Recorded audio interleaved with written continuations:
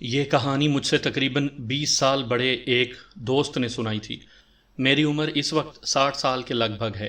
یہ پاکستان بننے سے بہت پہلے کا واقعہ ہے۔ اس نے اپنے باپ سے سنی تھی۔ اس وقت لوگوں کی صحتیں بہت اچھی ہوتی تھیں۔ چائے، سگریٹ اور بناسپتی گھی کا نام و نشان تک نہ تھا۔ اکثر لوگ پیدل ہی سفر کرتے تھے، اور وہ زمانہ جوان مردوں اور بہادروں کا تھا۔ لوگ ایسے ایسے بہادری کے کارنامے کرتے تھے کہ موجودہ دور میں تو ناممکن نہیں تو مشکل ضرور محسوس ہوتے ہیں۔ انگریزوں کا راج بڑے زوروں پر تھا۔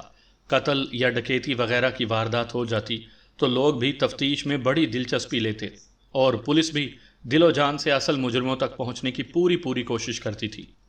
اس زمانے میں گاؤں میں پولیس کا سپاہی آ جاتا تو ہر طرف خبر پھیل جاتی کہ تھانہ آیا ہوا ہے، خدا خیر کرے، کوئی خاص بات ہے کہ حکومت کا آدمی آیا ہے۔ ایک انگریز ڈپٹی کمشنر نیا انگلینڈ سے ضلع راولپنڈی میں تعیناتی کے لیے آیا۔ جب بھی کوئی انگریز افسر ہندوستان میں آتا تو اسے ہندوستان کی مختلف قوموں کے بارے میں مکمل معلومات دی جاتی تھی، تاکہ وہ تاج برطانیہ کے لیے اچھی طرح حکومت اور کنٹرول کر سکے۔ اس انگریز ڈپٹی کمشنر کو بتایا گیا کہ یہاں ہندوستان میں بڑی عجیب قسم کی وارداتیں ہوتی ہیں، جن میں ڈاکے اور چوریاں وغیرہ شامل ہیں۔ ان کا کھرا یا کھوج لگانا بڑا ہی مشکل کام ہوتا ہے۔ بعض وارداتیں اس قدر دلیرانہ قسم کی ہوتی ہیں کہ انسان دنگ رہ جاتے ہیں۔ نئے ڈپٹی کمشنر نے ایس پی کو، جو انگریز تھا، کہا کہ میرے بنگلے پر 24 گھنٹے پولیس کی مسلح گارڈ موجود رہتی ہے۔ میرے پاس 2 خونخوار کتے چوکیداری کے لیے رات کو کھلے رہتے ہیں۔ اس کے علاوہ بھی میرے علاقے میں پولیس گشت پر رہتی ہے۔ بتیاں بھی ساری رات جلتی رہتی ہیں۔ کیا ایسے حالات میں بھی چور میرے بنگلے سے چوری کر کے جا سکتا ہے؟ ایس پی نے جواب دیا کہ ان تدابیر کے باوجود چوری کا امکان ہو سکتا ہے۔ میرا ذہن نہیں مانتا۔ انگریز ڈی سی نے کہا، اتنے سخت انتظامات کے ہوتے ہوئے بنگلے کے قریب بھی کوئی آنے کی جرت کر سکے؟ چہ جائے کہ بنگلے کے اندر آ کر کوئی چیز چوری کر کے نکل جائے۔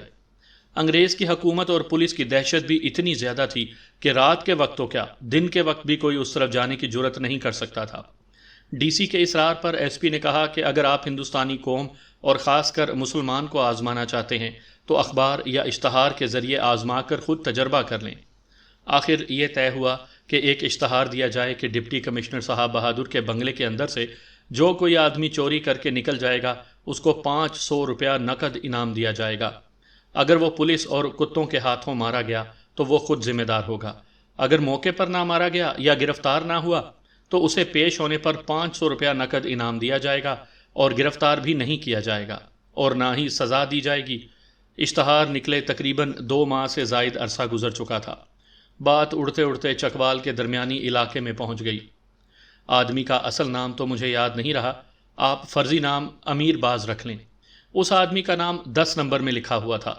یہ چھوٹے جرائم میں مشہور تھا۔ گاؤں کے باہر چوپال پر اکثر لوگ فارغ وقت میں بیٹھ کر گپ شپ لگایا کرتے تھے۔ امیر باز بھی اس وقت وہاں بیٹھا ہوا تھا۔ جب ڈی سی کے اشتہار کے بارے میں بات ہو رہی تھی، امیر باز خاموشی سے سنتا رہا۔ اس نے پوچھا کہ 2 ماہ گزرنے کے بعد بھی چوری کی نیت سے ڈی سی کے بنگلے پر کسی کے جانے کی کوئی خبر بھی ملی ہے یا نہیں؟ ایک آدمی نے بتایا کہ اگلے ہی دن پنڈی سے ایک سرکاری آدمی جو کہ ہمارے گاؤں کا ہے چھٹی پر آیا ہوا تھا۔ اس نے بتایا کہ ابھی تک تو کسی کو وہاں جانے کی جرت نہیں ہو سکی۔ یہ تو موت کے منہ میں جانے کے برابر ہے۔ امیر باز نے مصمم ارادہ کر لیا کہ میں مر جاؤں گا یا انگریز ڈپٹی کمشنر کو ایسا سبق دوں گا کہ زندگی بھر یاد رکھے گا۔ چونکہ وہ 10 نمبریہ تھا، اس لیے اس کو اپنا گاؤں چھوڑنے سے پہلے اپنے نمبردار چوکیدار کو مطلع کرنا پڑتا تھا۔ وہ اس واردات کو کم سے کم وقت میں مکمل کرنا چاہتا تھا، لہٰذا اس نے اس اسکیم پر عمل کرنے کے لیے سوچنا شروع کر دیا۔ کتوں کے لیے اس نے بیلوں کے 2 سینگ تلاش کیے، جن میں خالص گھی کی روٹی کی چوری بنا کر سینگوں میں اچھی طرح بھر دی تاکہ کتوں کی کوشش کے باوجود چوری آسانی سے نہ نکل سکے۔ اس زمانے میں سوائے ریل کے آنے جانے کا کوئی ذریعہ نہیں تھا، لہٰذا عام لوگ 40 کوس پیدل چلتے تھے۔ ہمارے علاقے کے لوگ جہلم اور گوجر خان تک پیدل ہی سفر کرتے تھے۔ امیر باز صبح سویرے نمبردار کو ملا تاکہ اسے معلوم ہو کہ امیر باز گاؤں میں موجود ہے۔ چکوال سے راولپنڈی کا راستہ بنسبت سڑک کے پیدل کا نزدیک ہے۔ امیر باز پچھلے پہر ڈی سی کے بنگلے کا جائزہ لینے کے لیے راولپنڈی پہنچ گیا۔ اس نے سنتریوں کو ڈیوٹی پر گشت کرتے دیکھا۔ بنگلے کے باہر کی دیوار عام آدمی کی کمر تک اونچی تھی، جیسا کہ اس وقت عام بنگلوں کی ہوتی تھی۔ دیوار کے اندر سنتروں کی باڑ لگی ہوئی تھی۔ اس کے صحن یا لان کے اندر تھوڑے تھوڑے فاصلے پر پھولدار پودے لگے ہوئے تھے۔ بنگلے کے چاروں اطراف برآمدے تھے۔ برآمدوں کے تقریباً 4 فٹ چوڑے ستون تھے۔ امیر باز کو اندر جا کر کوئی بھی چیز اٹھا لے جانی تھی اور یہ ثابت کرنا تھا کہ ہندوستان میں ایسی قوم بھی رہتی ہے جو اتنی دلیر ہے کہ جان کی پرواہ کیے بغیر ہر چیلنج قبول کرنے کے لیے تیار ہو جاتی ہے۔ آخر آدھی رات کے وقت وہ بنگلے کے باہر کی دیوار کے ساتھ جا کر بیٹھ گیا اور سنتریوں کا جائزہ لینے لگا۔ کتوں کو بھی دیکھا جو کوٹھی کے لان میں ادھر ادھر پھر رہے تھے۔ سب سے پہلے اس نے دونوں سینگ جن میں خالص گھی کی روٹی کی خوشبو تھی اندر کی طرف بڑے آرام کے ساتھ رکھ دیے۔ خود 10-12 گز دیوار کے آگے کی طرف سے سرک گیا۔ کتوں نے جو خوشبو سونگھی تو وہ سینگوں میں سے چوری نکالنے میں لگ گئے اور سینگوں کو گھسیٹتے گھسیٹتے کافی فاصلے پر لے گئے۔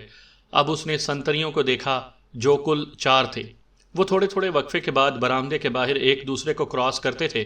انہوں نے رائفلیں اٹھا رکھی تھی مگر معلوم ایسا ہوتا تھا جیسے اب وہ سمجھ چکے ہیں کہ یہاں آنے کی کوئی جرت نہیں کر سکتا۔ چیلنج کیے ہوئے عرصہ 2 ماہ سے زائد گزر گیا تھا، اس لیے وہ کچھ سست بھی ہو گئے تھے۔ بہرحال امیر باز اللہ کا نام لے کر دیوار کے اندر جا کر پودوں کی اوٹ میں بیٹھ گیا۔ وہ اس موقع کی تلاش میں ہی تھا کہ جوں ہی سنتری تھوڑے غافل ہوں تو وہ برآمدے کے اندر چلا جائے۔ یہ موقع جلد ہی میسر آ گیا۔ سنتریوں کی پیٹھ ایک دوسرے کے مخالف تھی۔ امیر باز چھلاوے کی طرح اچھل کر برآمدے کے ستون کے ساتھ لگ کر کھڑا ہو گیا۔ امیر باز درمیانے قد کا آدمی تھا، بدن میں بلا کی چستی کے علاوہ دوڑ میں اتنا تیز کہ دوڑتے ہوئے بالکل چھلاوا نظر آتا تھا۔ اسے یہ یقین تھا کہ واردات کے بعد بنگلے کی حدود سے نکل گیا تو پھر سنتریوں کا باپ بھی اسے نہیں پکڑ سکتا تھا۔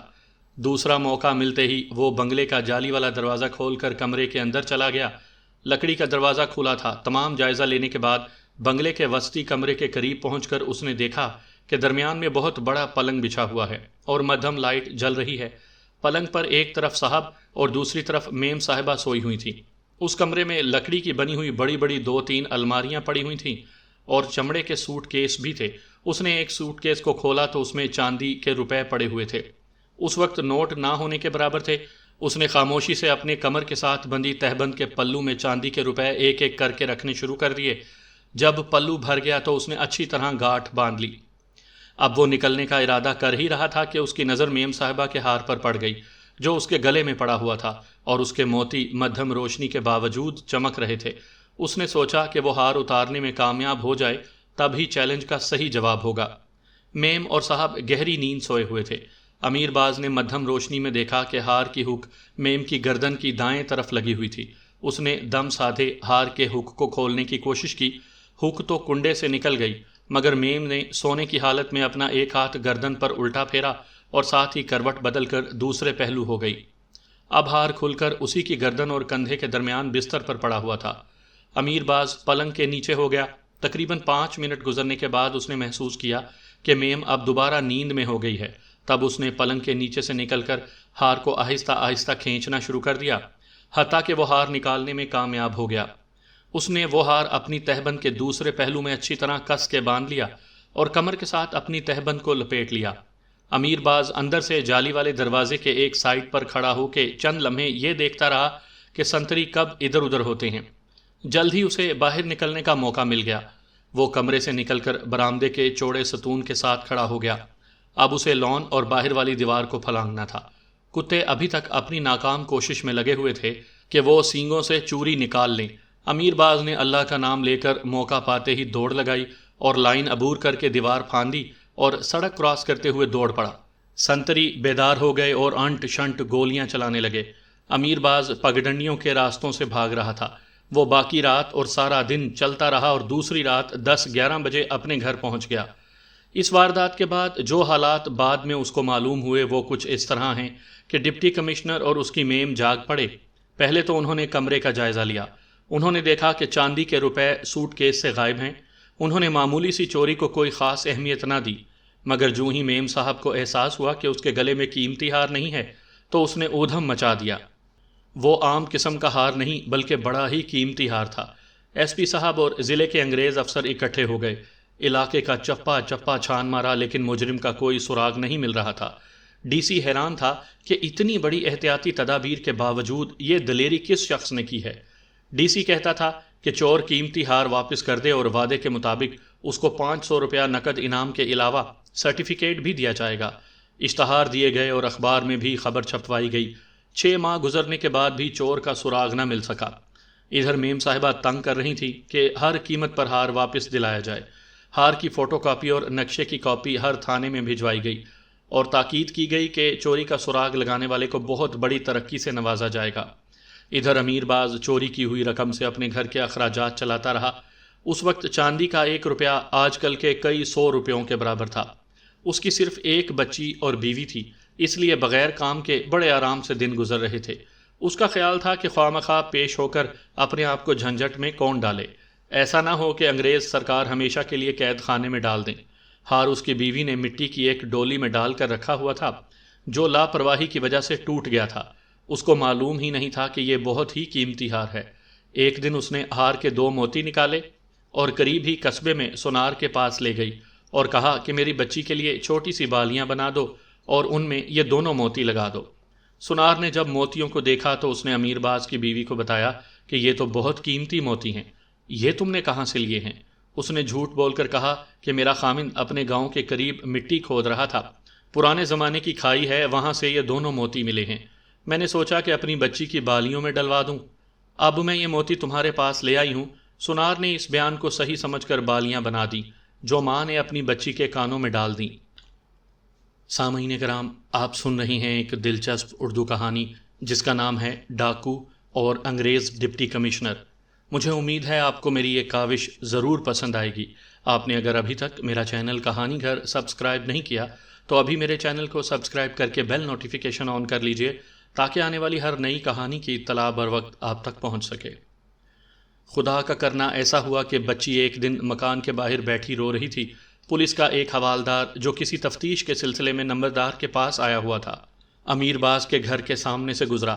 بچی کے رونے کی وجہ سے نظر اس پر پڑی تو اس نے بچی کا حلیہ جو عام غریب کے بچوں کا ہوتا ہے دیکھا۔ اس کی نظر اس کی بالیوں پر پڑی، موتی چمک رہے تھے اور معلوم ہوتا تھا کہ یہ عام موتی نہیں بلکہ کوئی خاص قسم کے موتی ہیں۔ اس نے نمبردار سے پوچھا کہ یہ بچی کس کی ہے؟ اس نے بتایا کہ یہ امیر باز کی بچی ہے جس کا نام 10 نمبر میں ہے۔ حوالدار کو کچھ شک ہوا، اس نے بچی کو نزدیک جا کر دیکھا تو موتیوں کی شکل اس ہار کے موتیوں سے ملتی جلتی تھی جو کہ ان کے پاس ڈی سی کی میم کے ہار کا نقشہ تھانے میں بطور ریکارڈ پڑا ہوا تھا۔ اس نے امیر باز کو بلوایا اور کہا کہ یہ بالیاں تھانے لے جا رہے ہیں، کل تک تمہیں واپس کر دیں گے۔ مختصر یہ کہ موتی شناخت ہو گئے۔ امیر باز پہلے ہی مشکوک آدمی تھا، لہٰذا اسے فوراً تھانے طلب کیا گیا۔ تھانے دار نے اسے کہا کہ بہتر یہی ہے کہ تم خود ہی اپنی زبان سے بتا دو کہ یہ موتی تم نے کہاں سے لیے ہیں، ورنہ مار مار کر ہڈی پسلی ایک کر دوں گا۔ پہلے تو امیر باز نے آئیں بائیں کی، مگر اس کو معلوم تھا کہ اسے اس وقت تک نہیں چھوڑیں گے جب تک میں ان کو موتیوں کا ثبوت مہیا نہ کر دوں۔ چنانچہ اس نے واردات کا مکمل اعتراف کر لیا۔ تھانے دار بہت خوش تھا کہ اس نے بہت بڑا کیس پکڑا ہے جو اس کی ترقی کا باعث ہوگا۔ امیر باز کو راولپنڈی ایس پی کے سامنے پیش کیا گیا۔ فوراً ڈپٹی کمشنر کو اطلاع دی گئی کہ آپ کا ہار مل گیا ہے۔ یہ امیر باز کے گھر سے برآمد کر لیا گیا تھا۔ ڈی سی اور اس کی میم نے فوراً ان کو طلب کر لیا۔ جب انہوں نے امیر باز کا حلیہ اور ظاہری جسم وغیرہ دیکھا تو انہوں نے کہا کہ یہ ہار تو ہمارا ہی ہے، مگر یہ چور ہمارا نہیں ہو سکتا۔ اس قسم کے آدمی کی اتنی جرت ہو ہی نہیں سکتی کہ اتنی بڑی ہمت کر کے ہار گلے سے اتار کر لے جائے۔ ایس پی نے اس کو کہا کہ وہ اپنی زبانی تمام طریقہ واردات صاحب بہادر کو سنائے۔ امیر باز نے تمام کہانی سنائی اور جرح کا جواب مکمل طور پر دیا، یہاں تک بتایا کہ میم صاحبہ نے اس طرح اپنی گردن پر ہاتھ بھی پھیرا تھا جس وقت میں ہار اتار رہا تھا۔ وہ حیران بھی ہوئے اور مکمل یقین بھی کر لیا کہ ہمارا ہار اس شخص نے چرایا ہے۔ انگریز صاحب نے اسے کہا کہ تم نے ہمیں سخت پریشان کیا ہے، اگر تم واردات کے فوراً بعد اطلاع دے دیتے تو ہمیں خوشی ہوتی، مگر پھر بھی وعدے کے مطابق تمہیں تنگ نہیں کیا جائے گا، لہٰذا امیر باز کو باعزت طور پر بری کر دیا گیا اور تاکید کی گئی کہ آئندہ وہ باعزت زندگی گزارنے کی کوشش کرے۔ امیر باز نے آئندہ شریفانہ زندگی گزارنے کا فیصلہ کیا۔ اسی سلسلے میں علاقے کے ایک بزرگ کے ہاتھ بیعت کرنی چاہی تو اس بزرگ نے اسے کہا کہ بیعت تو میں تمہیں کر لیتا ہوں، مگر تم وعدہ کرو کہ آئندہ چوری چکاری نہیں کرو گے۔ اس نے وعدہ کر لیا، مگر چور چوری سے تو جا سکتا ہے، ہیرا پھیری سے نہیں جاتا۔ کبھی کبھار موقع ملتا تو وہ چھوٹی موٹی وارداتیں اور کفل شکنی وغیرہ کر لیتا۔